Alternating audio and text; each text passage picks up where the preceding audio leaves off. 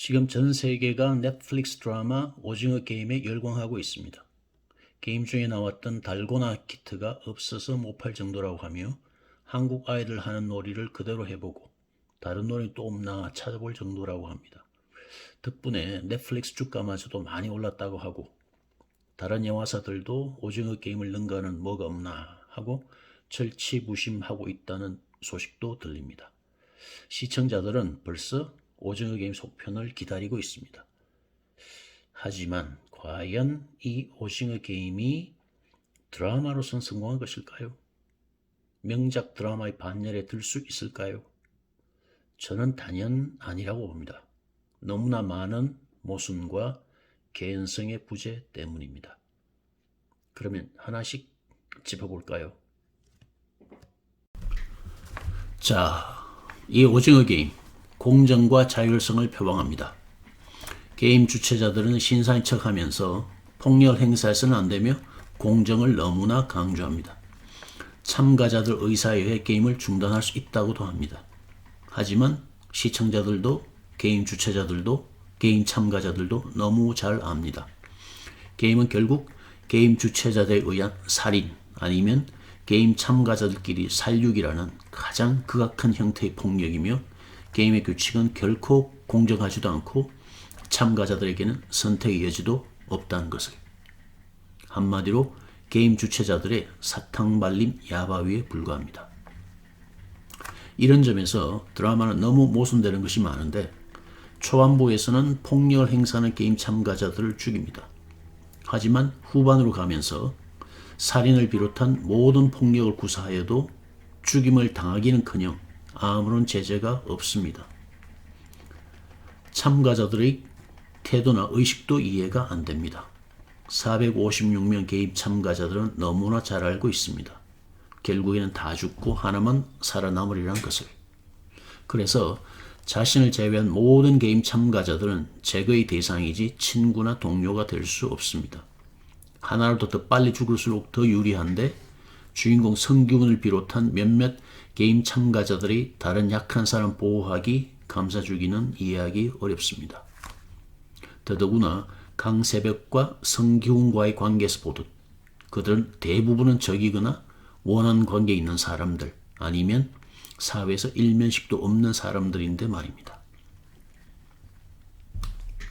더구나 그런 장소에서 죽은 자들의 신체 장기를 적출하고 판매하는 행위가 이루어지는데 아무리 허구라고 하지만 너무나 개연성이 떨어집니다. 형사의 잠입도 마찬가지입니다. 잠입한 형사는 매번 발각될 위험에 처하는데 상관이 별로 없고 경고만 할 뿐 언제나 멀쩡해서 그곳의 모든 비밀을 다 뒤집니다.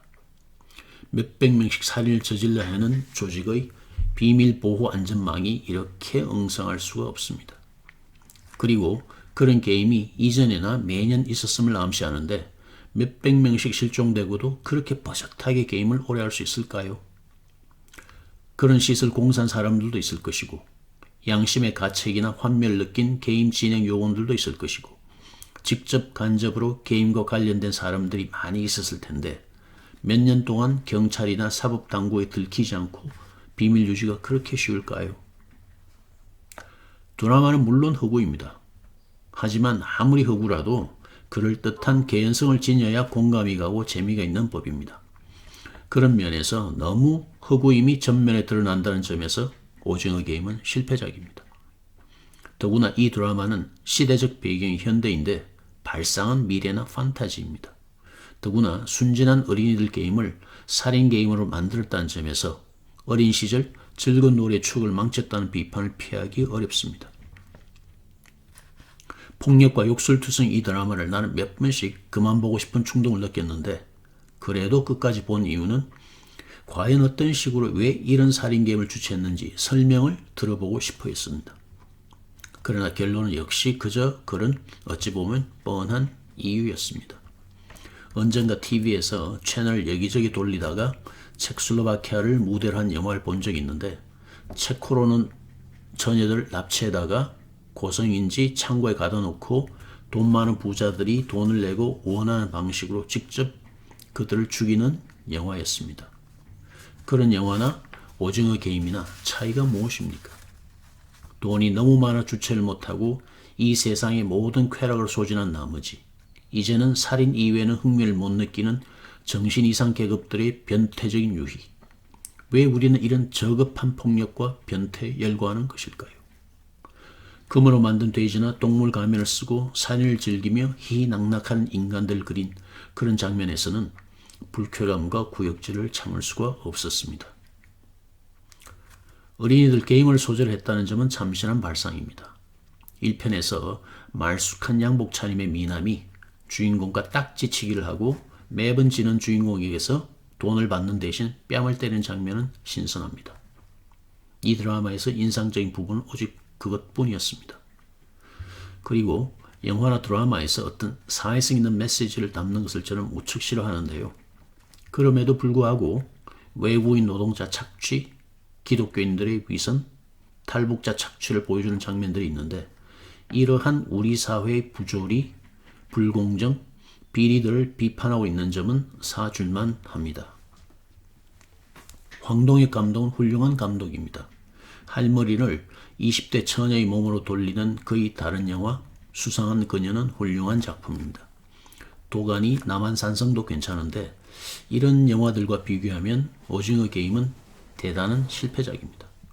오징어 게임은 전 세계 시청자들의 열광과는 관계없이 미안한 말이지만 썩은 오징어 냄새만 가득한 쓰레기에 불과합니다. 그런 점에서 황동혁 감독에 대한 실망이 큽니다. 씁쓸, 음울, 불쾌, 구역질. 오징어 게임을 보고 난 후의 나의 느낌은 오로지 이거밖에는 없습니다.